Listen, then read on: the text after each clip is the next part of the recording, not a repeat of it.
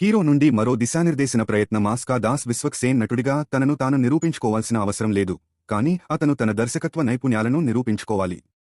అతని తొలి దర్శకత్వం వహించిన ఫలక్నుమా దాస్ హిట్ అయినప్పటికీ దర్శకుడిగా అతని రెండవ చిత్రం విఫలమైంది.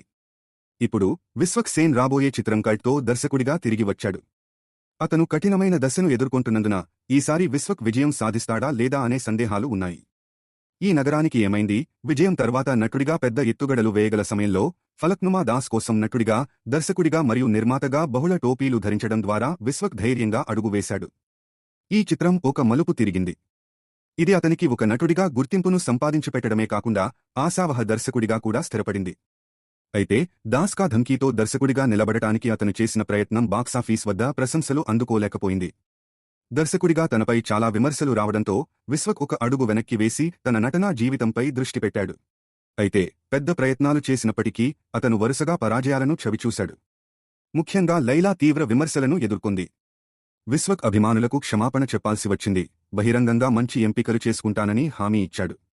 విశ్వక్ తన తేలికపాటి వినోద చిత్రాలకు పేరుగాంచిన అనుదీప్ దర్శకత్వం వహించిన ఫంకీ చిత్రాన్ని నిర్మిస్తున్నారు. కాని మరింత దృష్టిని ఆకర్షిస్తున్నది కల్ట్ అనే రాబోయే ప్రాజెక్ట్. ఆసక్తికరంగా ఈ చిత్రాన్ని మాజీ సినిమాటోగ్రఫీ మంత్రి తలసాని శ్రీనివాస యాదవ్ కుమారుడు సాయి కిరణ్ నిర్మిస్తున్నారు. కేజీఎఫ్ ఫేమ్ రవి బస్రూర్ ఈ చిత్రానికి సంగీతం అందిస్తున్నారు. విశ్వక్ తన దర్శకత్వ పునరాగమనానికి సరైన వేదికను సిద్ధం చేసుకుంటున్నాడు, కానీ అదే సమయంలో అతను నటుడు మరియు దర్శకుడి మధ్య సమతుల్యతను సాధించాలనుకుంటున్నాడు. అతను కల్ట్తో హిట్ సాధిస్తేనే ప్రజలు అతని దర్శకత్వ నైపుణ్యాలను అభినందిస్తారు. ఫలక్నుమా దాస్కు సీక్వెల్ తీయాలనే అతని కలల ప్రయత్నానికి దోహదపడతారు. విశ్వక్ సేన్ బంగారు బాబు 2009తో నటుడిగా అరంగేట్రం చేశాడు మరియు వెళ్లిపోమాకే 2017తో ప్రధాన నటుడిగా అరంగేట్రం చేశాడు. తర్వాతి చిత్రం సగటు కంటే ఎక్కువ సమీక్షలను అందుకుంది మరియు ది టైమ్స్ ఆఫ్ ఇండియా నుండి ఒక సమీక్షకుడు ఈ విశ్వక్ సేన్ చందు పాత్రలో మంచి పాత్ర పోషించాడు మరియు సహజమైనవాడు అని పేర్కొన్నాడు. 2018లో అతను పెళ్లి చూపులు ఫేమ్ తరుణ్ భాస్కర్ దాస్యం దర్శకత్వం వహించిన ఈ నగరానికి ఏమైందిలో నటించాడు. ఈ చిత్రం విడుదలైన తర్వాత సానుకూల సమీక్షలను అందుకుంది మరియు బాక్సాఫీస్ వద్ద విజయవంతమైంది.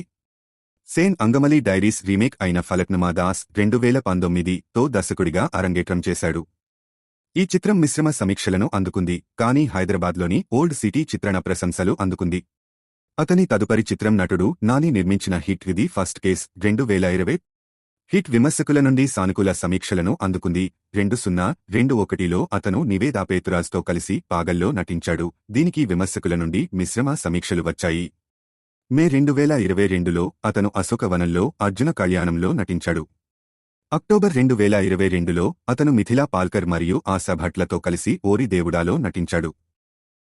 ఇది తమిళ చిత్రం ఓ మై కడవులే యొక్క రీమేక్. మీ అభిప్రాయాలను కామెంట్స్లో తెలియజేయండి. మరిన్ని తాజా వార్తల కోసం మా ఛానల్ను సబ్స్క్రైబ్ చేయండి.